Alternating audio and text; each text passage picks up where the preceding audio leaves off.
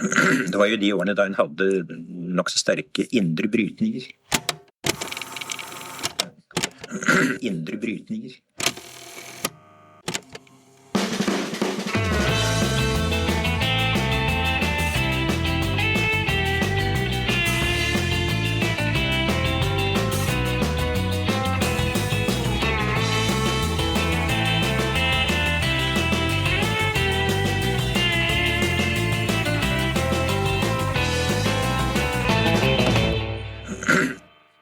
Velkommen til podcasten Noen har snakket sammen. Jeg heter Trygve Svensson, er daglig leder i Tanks Min Agenda, og nå skal jeg straks skru over på engelsk, fordi vi har en engelsktalende gjest med oss her i dag. Welcome to our podcast, Rutger Bregman. Thanks for having me. Great having you. I thought we were going to do this in Norwegian, but luckily my Norwegian is a little bit rusty, so. But I think there might, I mean, it's a very ssimilar language. Is it? Yeah. It is. It's all abracadabra for me, what you were saying. Is it, you know, my dialect, you know, we've only been speaking English, but I'm from Bergen, the second largest city, and that's quite influenced by Dutch, actually.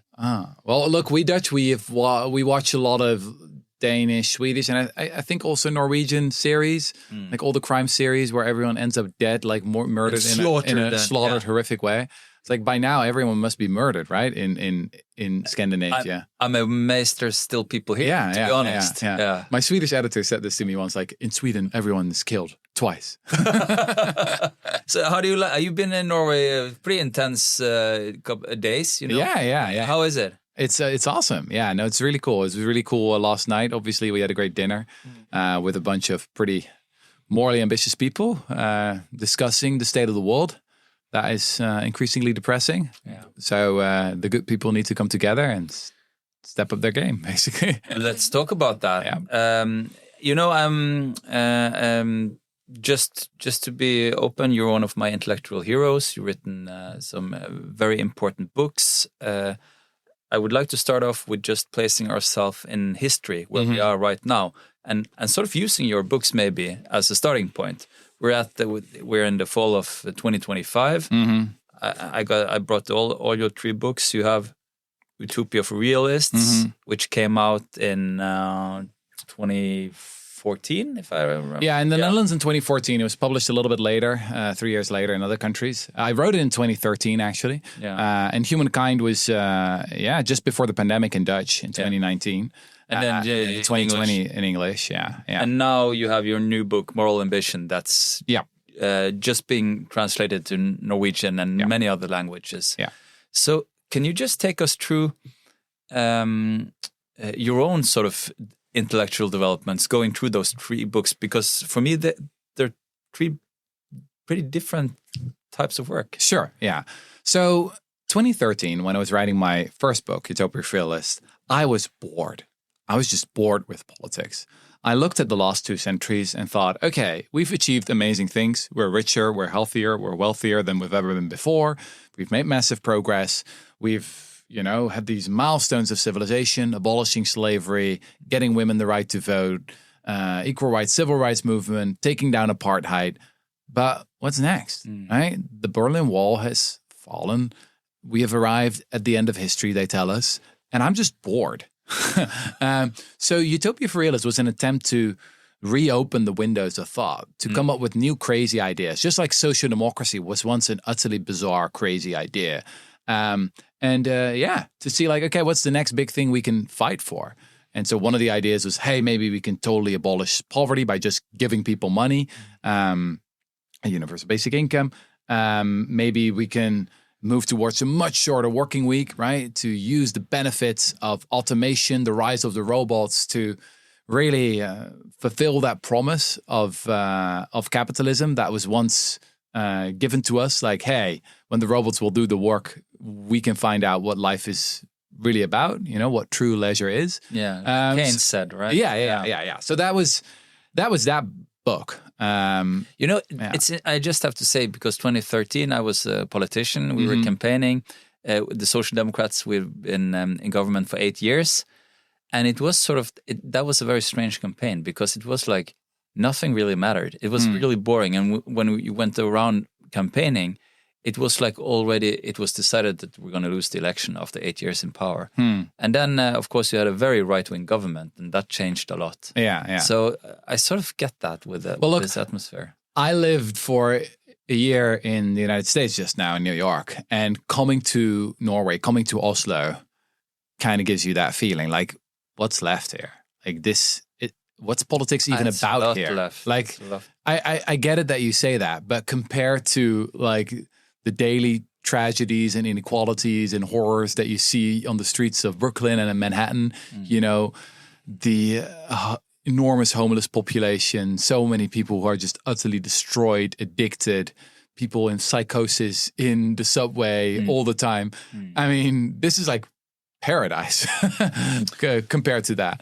But again, that boringness cannot guide us, right? You always got to be looking out for the next thing. And then at the same time, I mean, I wrote that in 2013, a long time ago, more than a decade ago. Yeah. And now it seems I kind of got what I wished for. Like things are less boring, but not in the way I would have hoped. It's like a Chinese proverb, right? That I hope you should not live in interesting times. I guess so. Yeah. And it's very interesting times now, in the sense that we have become the resistance, right?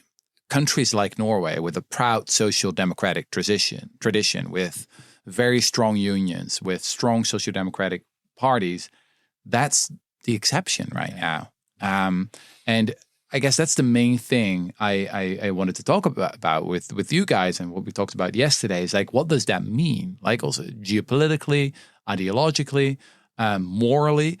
What does it mean not to be the mainstream anymore? Like, okay, you can have this nice gated community where you have a very fancy train from the airport to here, where I was pretty impressed. I was like, is this first class or something? I was looking like, where do I sit? But apparently it was all, I could sit everywhere. Yeah.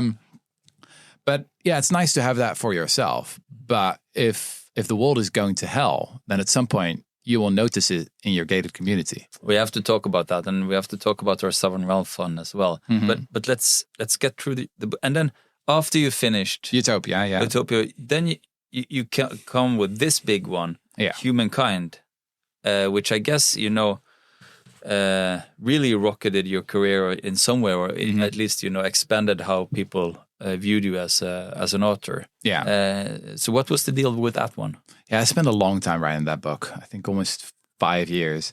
As I had finished Utopia for Realists, I realized that many of the ideas I was most excited by were built on a completely different conception of human nature, of who we are as a species. So take something simple like universal basic income, giving people money, venture capital for the people. That assumes that people can be trusted. And I know that is a pretty common idea in Norway. You have the World Values Survey. Since the 1950s, researchers have been asking people around the world, like, on average, do you think most people can be trusted, yes or no? And Norway often scores highest there. Very high trust society. But in most countries, that's not the case. And there's a huge amount of distrust, and it's actually been growing. So the US is a good example. It used to be a high trust society. Now it's a low trust society. And then suddenly all kinds of political possibilities aren't there anymore.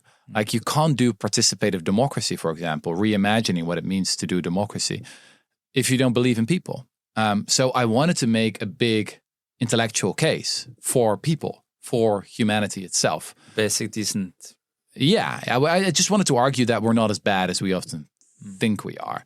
The reason I also wanted to do it is because, I mean, I'm a generalist, right? Academics these days are very, very specialized, which is incredibly powerful, right? In all my works, I rely on the best specialists in the world, right? What could be a sentence in my book could be like a 4-year PhD for someone else, right? And I wouldn't be able to write my books with those specialists. But I think we have too few generalists. And academia these days, I mean, it doesn't really have the jobs for those generalists. That's why I left academia. I wanted to ask the big questions about human nature and history.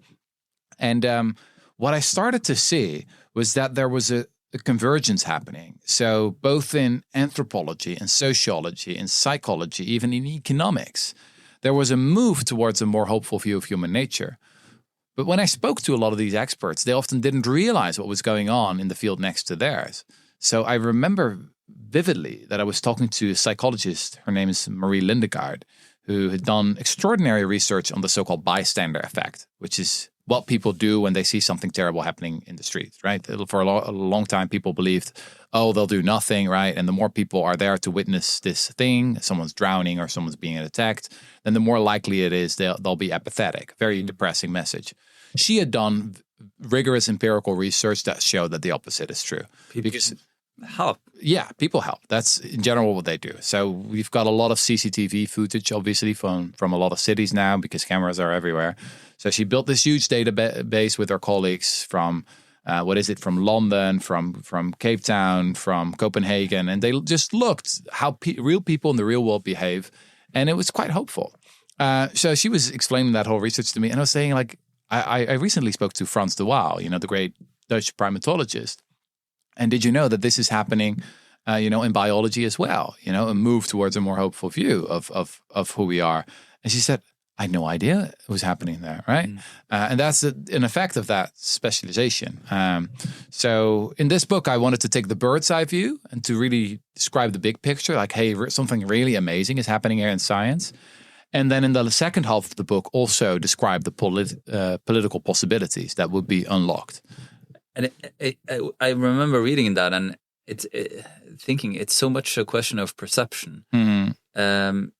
Like, for instance, my grandmother, who was like the best human being I ever encountered, was always watching the news on TV, right? And she was always, very concerned about how the world was turning. But she was a fantastic human being. She treated everybody around her in her close circle as a fantastic human being. But she was still, spending every evening watching the news and worrying, does the world become to? Yeah, that's really the challenge. So this is what psychologists sometimes call mean world syndrome.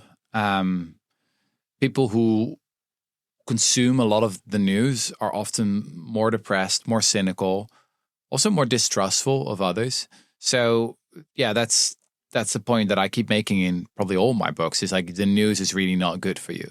That doesn't mean that I want you to only think about the good things in life. No, what I want you to do is to zoom out, to look at the bigger picture. And the bigger picture is in some ways hopeful, right?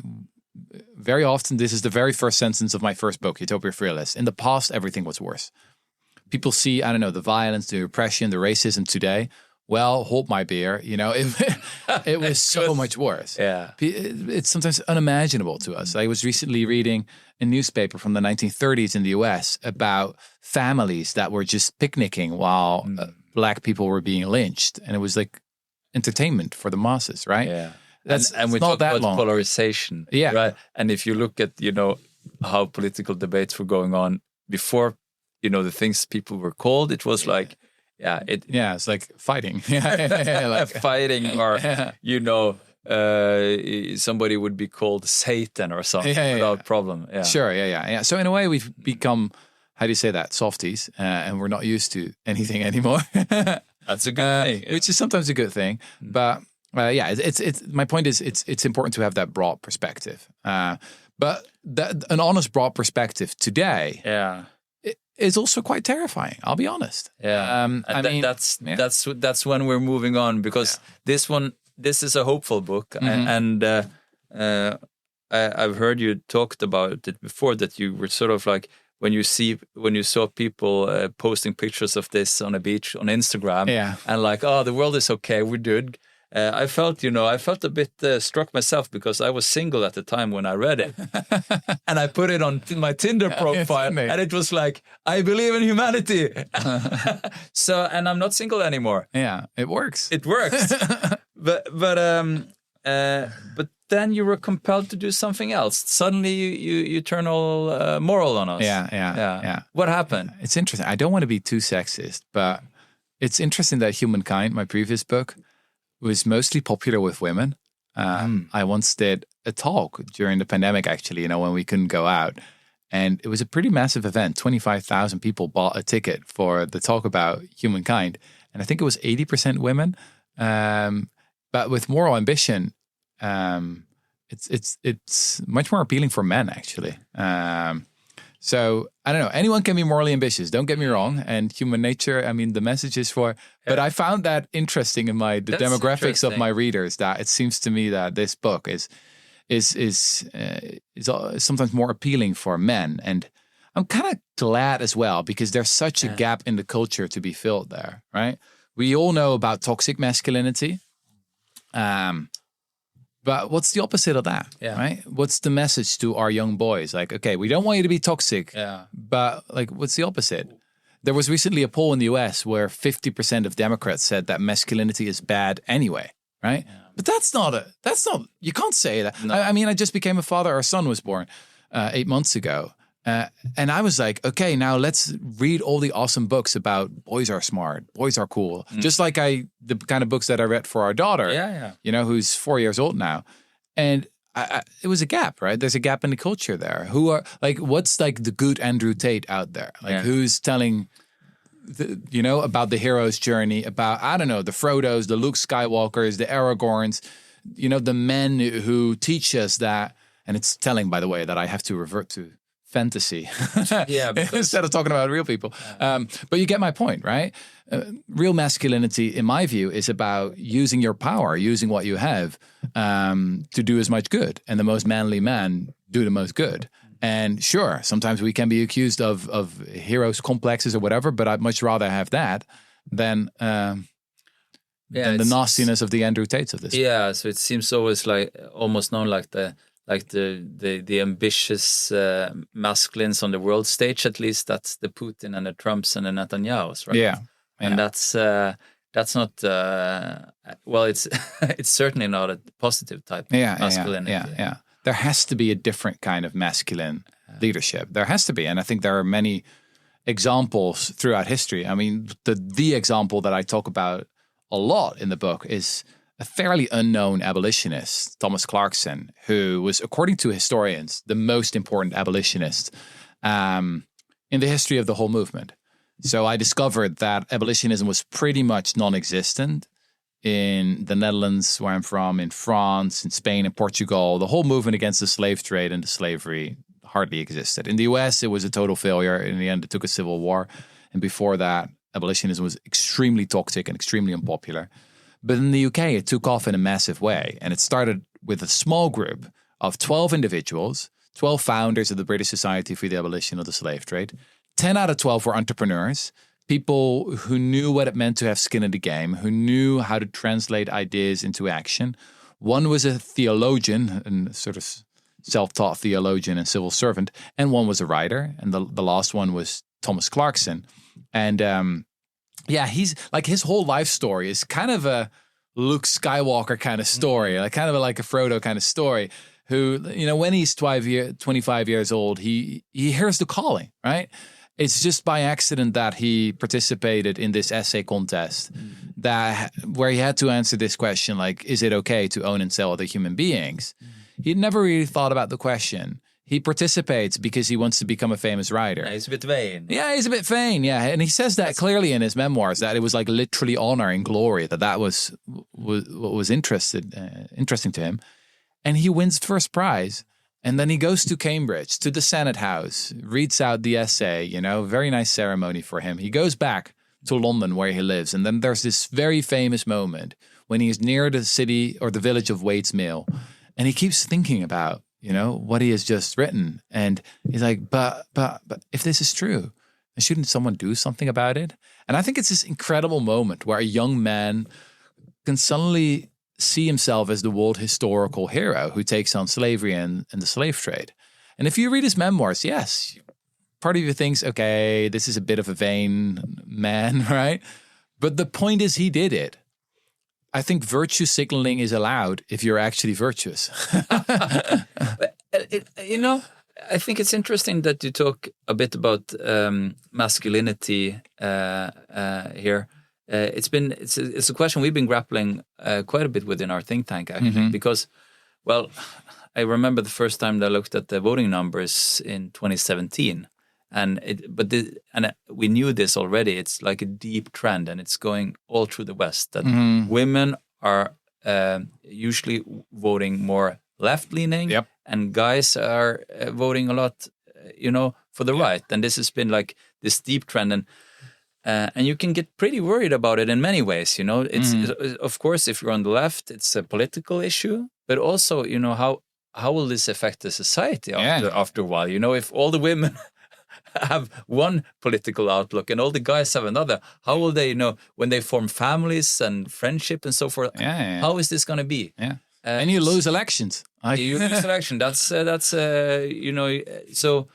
At least I totally agree with you that if you want to talk about toxic masculinity, you have to talk about positive masculinity as well. And by the way, you should talk about toxic femininity in the same way, and toxic.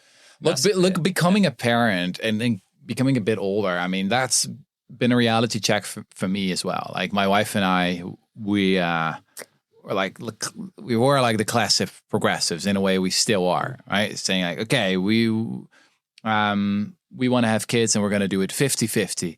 And the fact that you're a mother and that I'm a father, that's like, I don't know, that's a word, that's a technicality. That's just, there are like some technicalities like, because of biology, you have to actually deliver the baby. But that, that's kind of irrelevant. And then you have kids and you're like, no, that's not irrelevant. That's like, there are like very deep biological realities. And motherhood is beautiful, fatherhood is beautiful, but they're not the same. They're different. Right? The way, I throw around our kids, how I love to, swing them around the house. It's just not, my wife doesn't do that. And Frans de Waal, the primatologist I just mentioned, he would be like, yeah, obviously, like you're primates. That's a very, and I don't want to generalize, obviously. There are differences. It's not like binary, right? There are many ways to be a woman. There are many ways to be a man. But there are also certain tendencies. And I think, in a way, the left kind of lost it until a couple of years ago. In the US, that had like global repercussions. Like that people went really far in denying some biological realities. Yeah. I know. Fortunately, I think it's not the case here, but we've been looking at it like sort of like, and of course some of the debates. That's true, yeah. So, but that's the same in the. I mean, all these crazy culture wars in the US, it always gets dragged to the most extreme situations where you're like obviously gender dysphoria exists. Obviously, gender is a spectrum, right? And we want to have everyone lead a dignified life, and surely we can come to pragmatic solutions, right?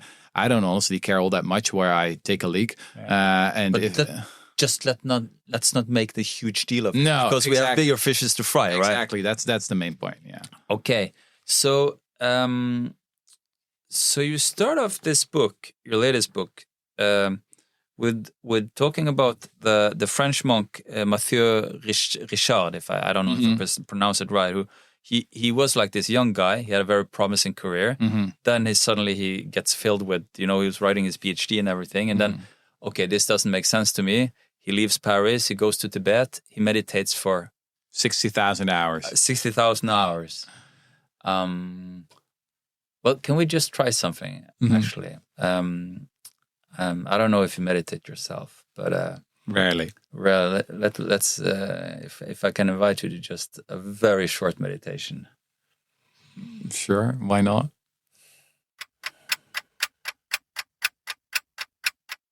It feels kind of good, doesn't it? No, not really. I was I was in the midst of a podcast, man. Yeah. Because what I was thinking is I was reading that, and I was thinking, oh, this is interesting. Yeah, I should, start meditating more again, because I do that sometimes. And then you're like, you have this turnaround, and it's like, this is the most selfish guy I ever heard of. Yeah. 60,000 hours in his own head and not doing anything for the world. Yeah. Yeah. So can you just elaborate on that? Sure. Look, there are a lot of self-help books out there that teach you how to be more productive, mindful, happy. I don't know. But yeah, life is about so much more, isn't it? For me, living a rich, well-rounded life is also very much about what you contribute, what you build, what you do. And look, don't get me wrong. I see the enormous value of meditation. I should probably do it more. It's a super useful tool to keep you grounded. But I guess there was something that really nagged me in that particular story, because this man was celebrated as the most compassionate, most empathetic man they had ever found. They put him in a brain scanner, and apparently like the regions in his brain that are all about compassion were super big. Yeah. And I was like, but like, I don't care about his brain. I care about what he actually does, right? Yeah. Compassion is not something you think.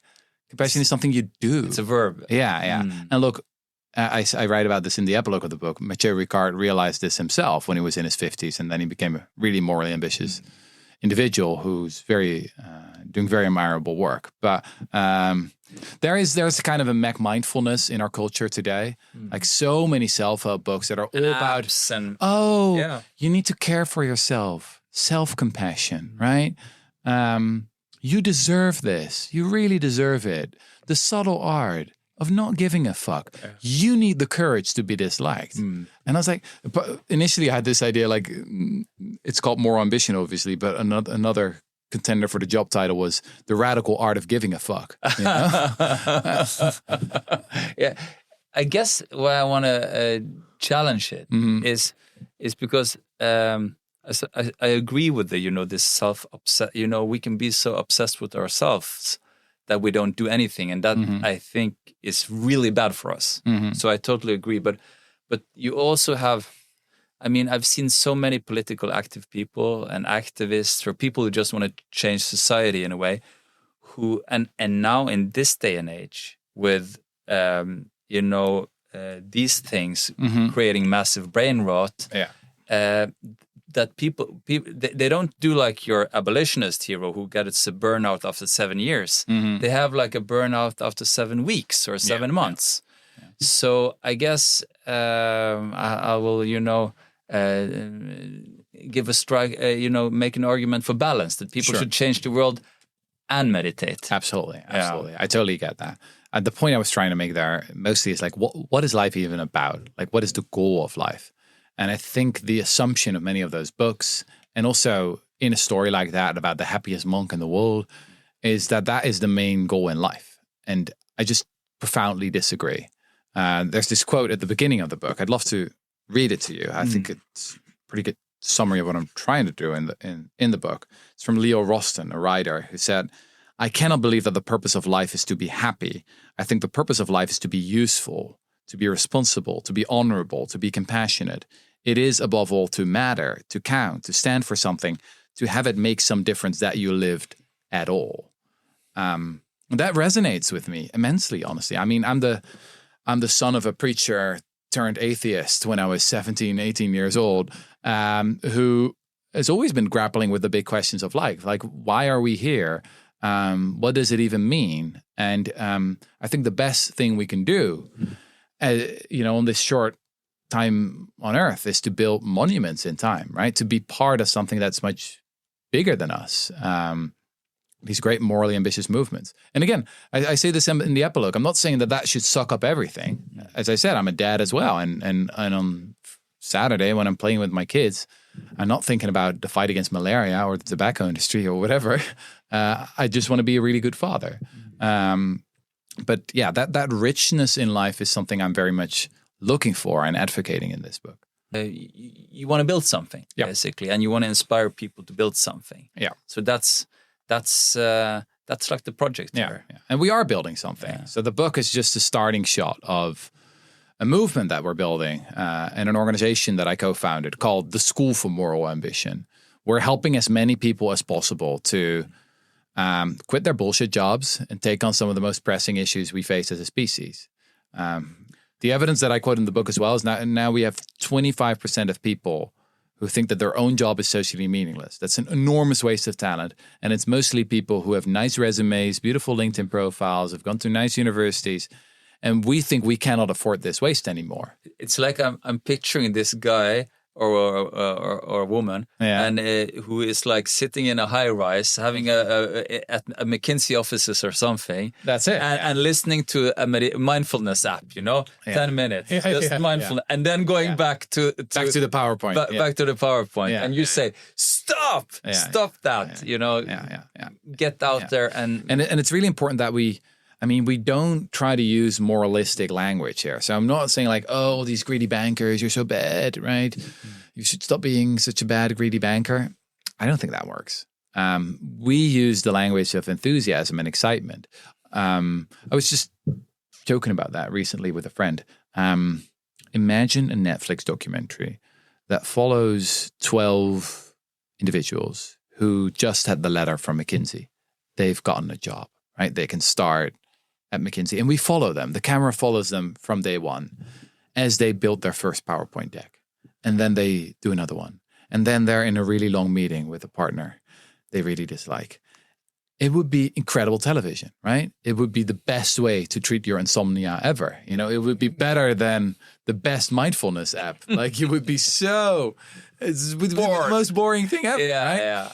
Now imagine a documentary about, 12 incredibly talented, dedicated people taking on some of the greatest challenges we face as a species, right? Lead poisoning, extreme poverty, climate change, factory farming, and they travel around the world as they build the technologies, the coalitions, lobby parliaments, everything they can. I mean, that would be binge-worthy, right? Maybe not very good for your relaxing. You'd be like, "Whoa, this is awesome!" Yeah, you wouldn't be. But that's kind of that is the narrative approach that we use. This is our message to the best and brightest in the world today. Like, look, we need you. It's all hands on deck. So how is it going for you? How is the school development? I know you have a lot of people signing up. I know you have people here in Norway signing up. Yep. Across the globe. It's getting totally out of hand. It's really incredible. It's the coolest thing I've ever experienced in my whole career. So we now have more than 15,000 members in more than 100 countries. A lot of them, indeed, also in Norway and in Oslo. People are joining our fellowships. So that's a really exclusive program we're running, where we're really paying people to quit their job. The first cohort has just finished. The second cohort is now starting, and yeah, this is really corporate lawyers, entrepreneurs, former bankers, consultants, quitting their job, taking a pretty massive pay cut. Sometimes moving to Brussels even, where we give them a mission. So it's also, we don't use the follow your passion approach or something like that. The answer is not here. It's not in your navel or something like that. The answer is out there. So we work with prioritization researchers, and we ask them, okay, what are the biggest challenges we face right now? What are the most neglected global problems we got to work on? And fighting the tobacco industry, for example, is one of them. That surprised me, to be honest. Me as well, yeah. No, that was actually a huge surprise. The top 5 for the what would you say if there's somebody listening and they feel a itch of moral ambitiousness? What are the top 5 things you think people should plunge into? So we have a pretty simple framework. It's called the SSS framework. We focus on the most sizable problems in the world. We focus on the most solvable problems in the world, and most importantly, we focus on the most sorely neglected problems in the world. That's where those 3 things come together. That's where the magic is. So take something like climate change, obviously very sizable, very solvable. Is it neglected? I would say less and less so. We really encourage people to work on the parts of climate change that are most neglected. So that's not EVs in Norway, right? That's already going through the roof. Clean electricity is doing quite well. Solar energy is the cheapest source of energy in history now. But food is still, highly neglected. 20% of emissions is food, mostly meat and dairy. And most people ignore it. We had a lovely dinner yesterday with lovely social democratic friends, and everyone's binging meat, right? Good people. But there is a total lack of awareness. We say we care about climate change, but this is 20% of the issue, right? So that's what we really encourage morally ambitious people to do. Think like an entrepreneur. Yeah. Do the kind of stuff that otherwise wouldn't happen. Don't just do whatever's fashionable or whatever does well in your Instagram timeline, but make future historians proud. I noticed you talk about the protein transition, which I think is a pretty cool way to talk about it, because it's not like we have to suffer and quit eating meat. We just need more clever ways of getting. Yeah, no, you need to frame it in a really positive way. I think that's super important. We have 50 years of experience now in the animal rights movement and made very little progress. Just shaming people all the time. I mean, I like to do it with friends in particular, but that's because it's like a guilty pleasure. But I don't think it's a super And you effective. still get invited to dinners. Yeah. So well, I don't know obviously which dinners I've missed ever since I started doing it, but it's not a very effective political strategy, obviously.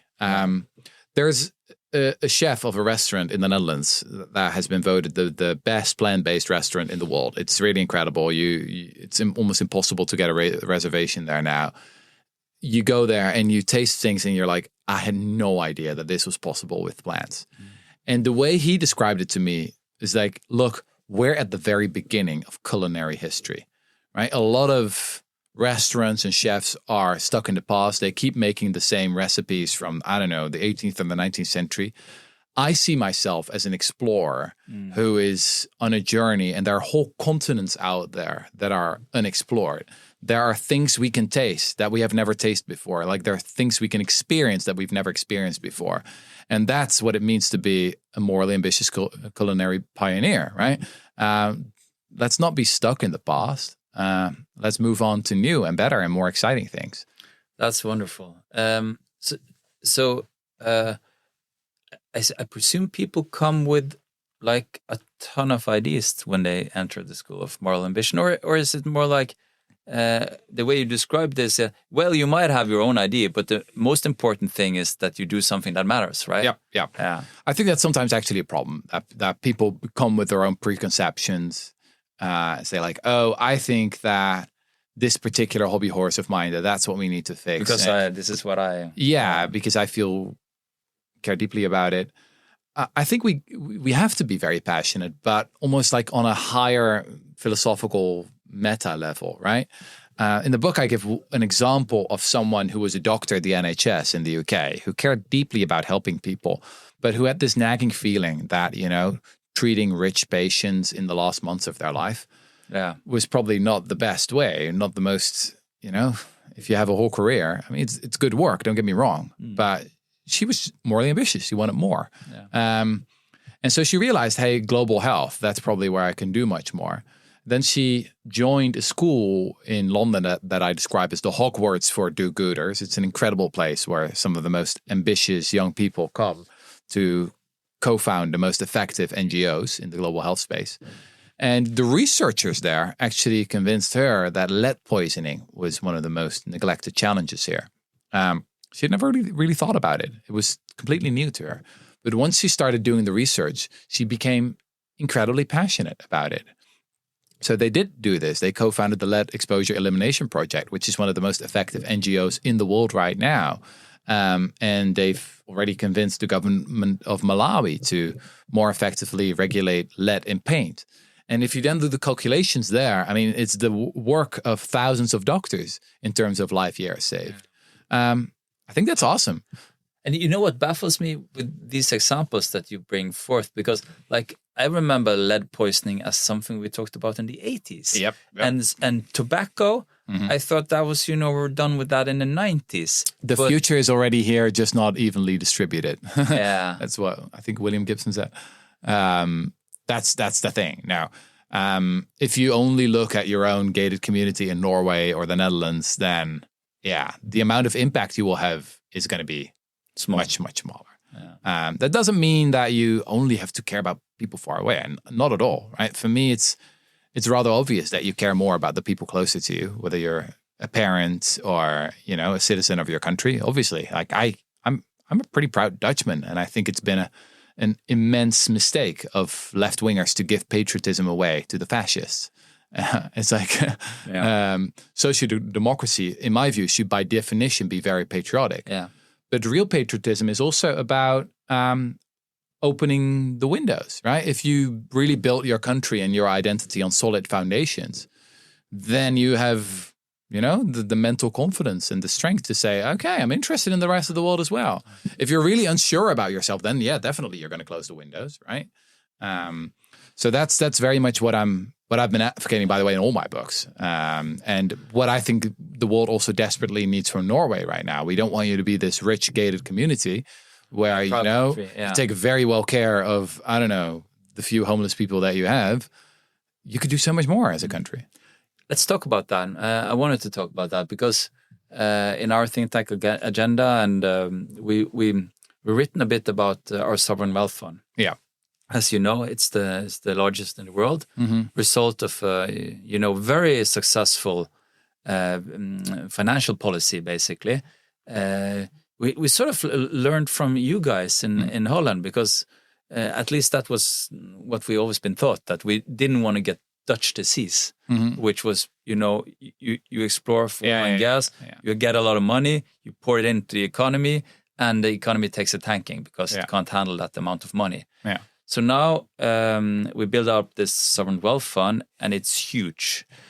And at some point, I think we should continue to explore for oil and gas and produce it and sell it to Europe, especially after Ukraine. But I do think that in this day and age, in the age of climate change, you can't just put that on sort of like a neutral fund. You have to be more progressive in your investment to defend that you sell oil and gas that will be burned, and contribute to climate change. So I guess that would be like a moral ambitious idea for Norway, right? Absolutely. Can I do my TED Talk on this? Yeah, please. Okay. Are you ready for it? I'm ready for it. I'm looking forward to it because I've been talking about it for a couple of years, and I don't feel the idea get the traction it deserves. Yeah. I feel like a hippie, when I talk about it. Yeah. And I'm a sort of a mainstream social democrat.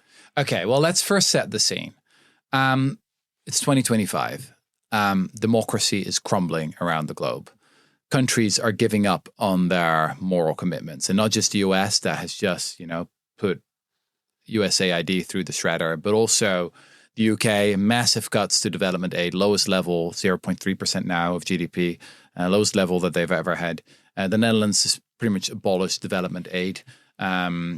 Basically, social democracy, civilization as we know it, is under immense pressure. The US isn't even a democracy anymore. I recently spoke to the director of the Freedom House, actually the former director, because he's now been purged in, one of those Trump purges. And he said, this is, the 17th year in which authoritarianism is on the rise and democracy is declining. That is the world we live in today. But there is this one small country in the north, a country that has an incredible tradition in long-term thinking, an absolutely incredible tradition. The whole world is turning short-termist, right? We've got the leader of the world, Donald Trump, who can barely finish a sentence without, losing his train of thought. But then this country managed to build something that no other country managed to build. Like, as you said, the Dutch had a lot of money, made a lot of money with drilling the gas, and we spent it on ourselves and got Dutch disease.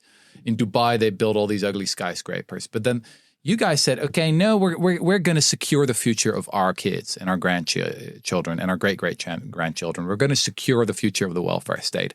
And with incredible foresight and with incredible patience, over half a century, you did it, right? You built the biggest sovereign wealth fund in the world, an insane, mind-boggling amount of money.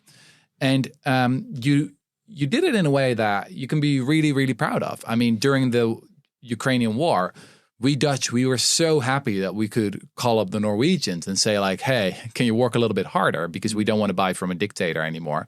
We want to buy from our democratic allies. And I think that's incredibly essential indeed in the future, is that we'll be reliant on fossil fuels for quite some time. And Norway can be the arsenal of democracy here. Like, we really do not want to buy from those dictators. We want to buy from you. And so that will also give you an immense privilege, basically, when you've already achieved that first goal. Because let's be honest, right? It's now so much money that it's impossible to spend it on yourself. Like, even for like the next 2 centuries, it's like, it is so much. Now, at a time in 2025, when we're facing enormous challenges, when the whole world is pulling back, when the whole world is these great challenges, whether it's the next pandemic or climate change, we're basically all ignoring that.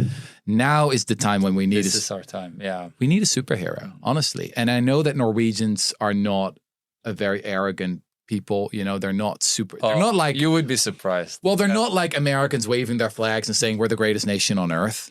But we kind of need you right now as the superheroes who say, okay, we're going to spend a relatively small percentage actually of this fund. Maybe just, let's say, all the money you've earned during the war with Ukraine, right? What is it? 50 billion, 100 billion? A lot of billions. It's a lot of money. Yeah. Yeah. Maybe just that and say, okay, we're going to put that into a fund, not just to tackle, climate change and related issues, but no, make it broader, make it really a bipartisan, politically neutral thing. It has to be owned by all Norwegians, by all political parties. Yeah. So it's about pandemic prevention as well, for example. So it's not like a leftist project. No, I think it's a patriotic project. Mm-hmm. I think that's incredibly important. It just shows the whole world what social democracy and what forethought can mean. So that when the next pandemic arrives, not just like with the Ukrainian war that we all call Norway, like help us. No, but also for other issues. Because like in general, the fund could be devoted to maybe preparedness. Like we are going into the 21st century with some enormous existential threats ahead of us, whether that's the risk of AI or biotech or the next pandemic and we're just not prepared. The whole world spends only $1 billion a year on emerging infectious diseases like Zika and Ebola. And Norway could step up. And honestly, it will be the coolest thing a country has ever done since the British abolitionist movement or something like that. That's quite something. You listen to my fellow Norwegians? We should listen to this guy. Thank you for attending my TED Talk. Yes. So I thought a bit about this, and we had, of course, some debates about it. Mm-hmm. Surprisingly, not so many, but some. But I've been tending to think that since this profit and this fund and the money, it comes from something from fossil fuels, and fossil fuels have been great for humankind in so many ways. It's built society. It's like the cornerstone of civilization, but also it creates climate change. So I sort of, in my head, it's been like, okay, the money created this problem, so let's focus on that problem. I understand that. You see the political logic in it. I see the leftist progressive logic behind it. And it's a powerful logic, don't get me wrong. But I think it would be, if you really want to make this a bipartisan patriotic project, it has to be broader than that. I mean, too often I think now in left-wing circles, climate has become everything, right? So when we think about immigration, we're like, oh, that's because of climate change. When we think about poverty, it's like, that's because of climate change. And inequality, it's all related to climate. There's someone who calls this climatism. And I think that's a real problem, actually. Climate change is a big problem. Global warming is a big problem, but it's not the only one. And there are some out there that I would even argue are bigger problems. Just in terms of human suffering, for example, if you're like really cosmopolitan and preventing human suffering is what you care about most, why do we never talk about tuberculosis? It's 1.2 million deaths every year. No one seems to give a shit about it. Do you know how many people die from natural disasters each year? No. 60,000. Most of that from earthquakes. So that's orders of magnitude smaller than tuberculosis or malaria. Do you know what has happened to the number of victims from natural disasters in the last 100 years? Has it gone up or gone down? I read about it in your book, and it has gone down, actually, right? Massively. Yeah. It's declined by more than 90%. So actually, the number of casualties, victims from extreme weather is at historically low points. These are the kind of facts that left-wing progressive people just don't like to acknowledge. But it is true, and it's actually really good news. Humans are incredibly adaptive as a species. And as we get richer, societies get better at protecting themselves. We remember the horrible tsunami in 2004, right? With, 200,000 casualties? Yeah. I mean, that was mainly a lack of preparation. There was no good warning system, right? So preparation is going to be the essential thing in the 21st century. And again, back to my pitch. This is, in my view, what should be at the heart. Because like the Norwegians, culturally, you're like best positioned. There's no nation that has a reputation for forethought and long-term thinking like you have. I feel better just while you're talking. I can keep going on. If that helps making it happen, I'm happy to, I guess,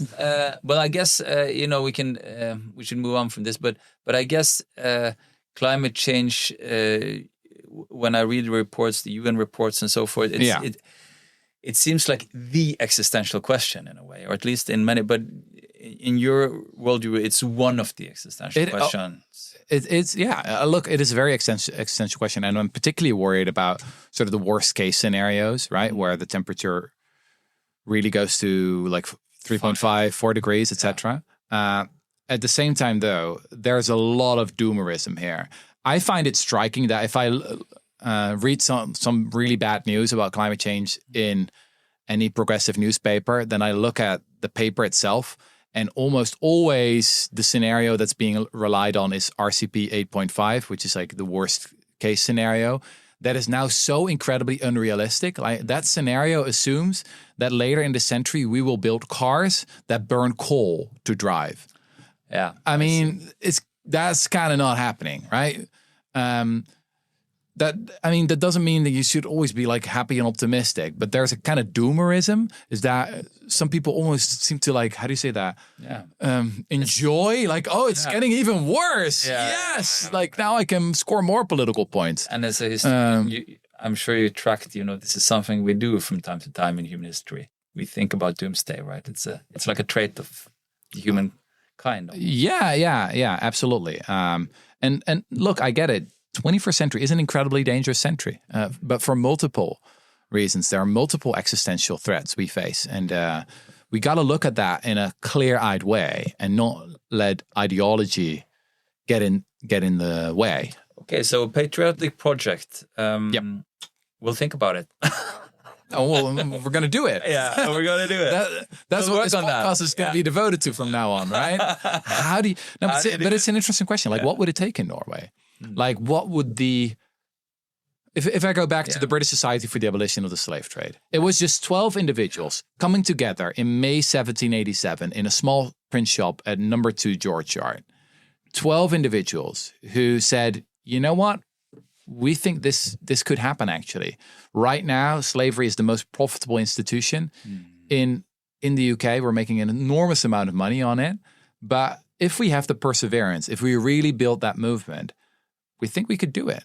And it took them much longer than they thought. Most of them didn't actually get to see the end of slavery, but they did it. And I think something like this could be like a defining generational project for young, ambitious, or maybe not even young, but for like morally ambitious people in Norway.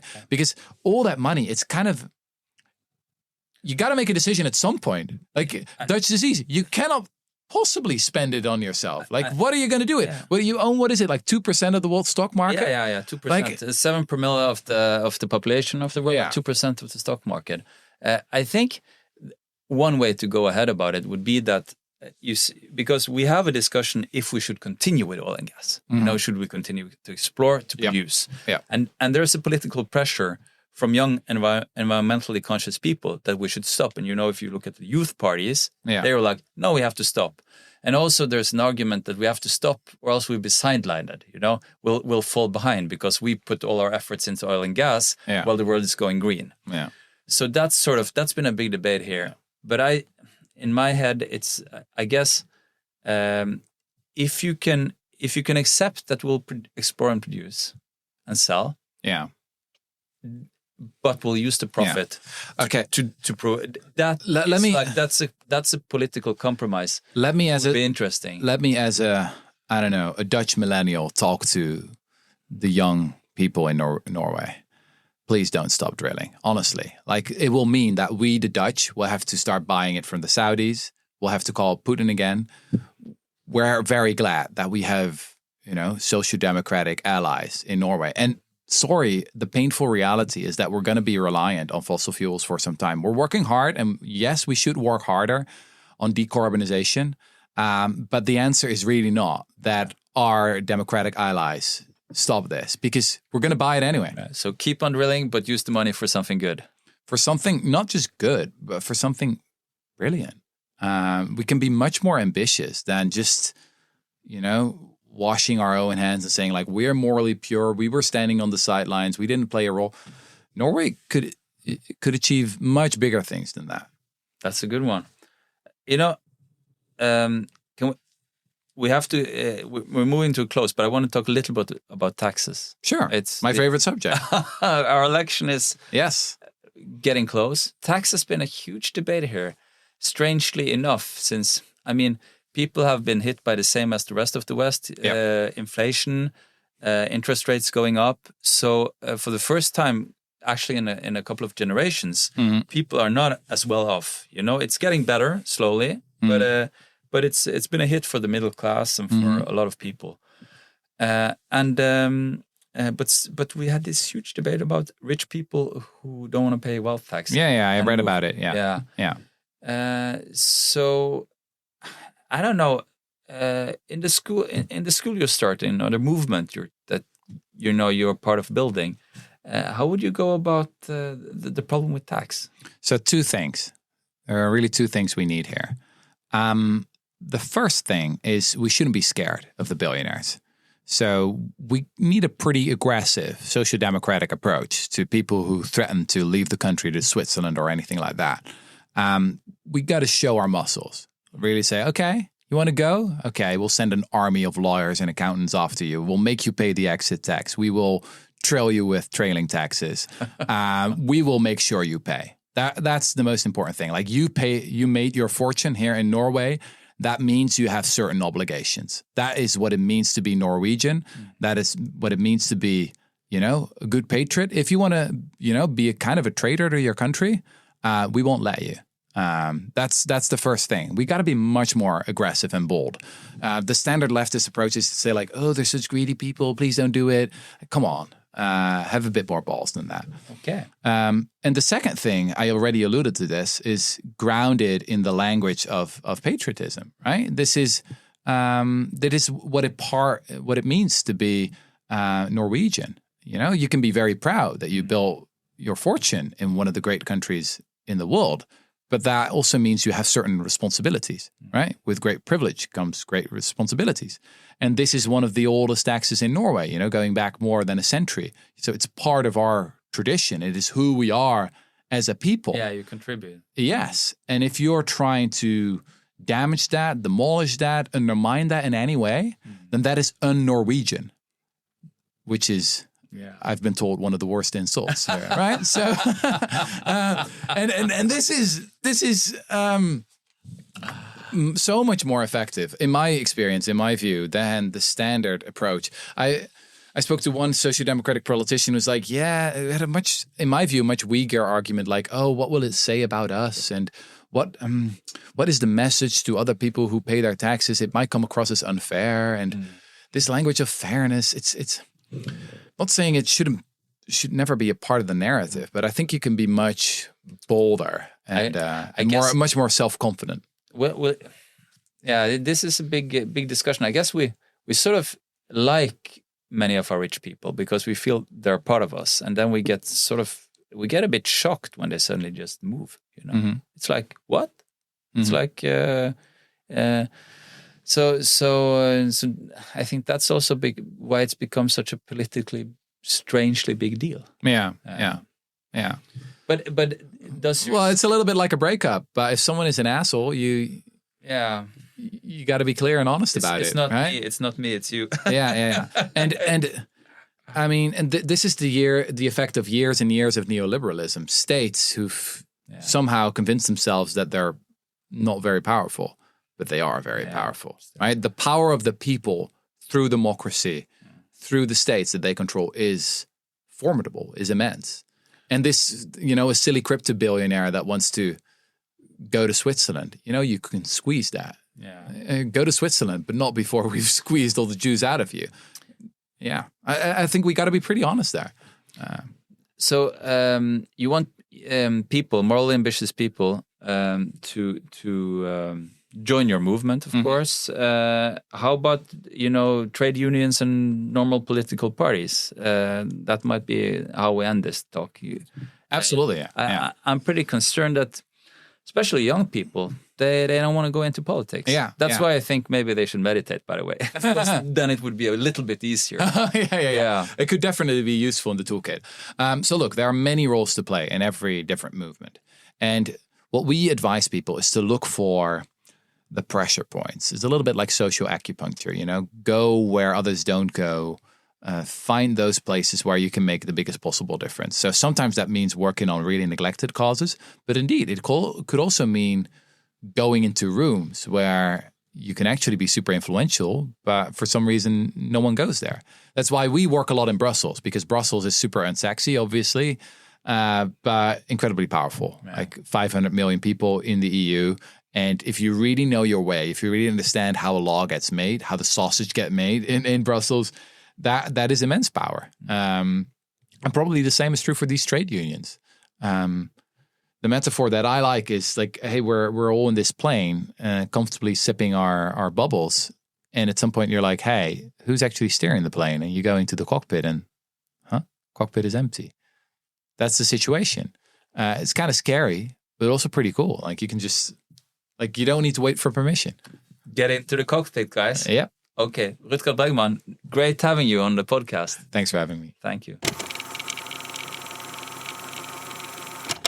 Denne podcasten laget av Tankesmien Agenda og utgis av Agenda og Dagsavisen.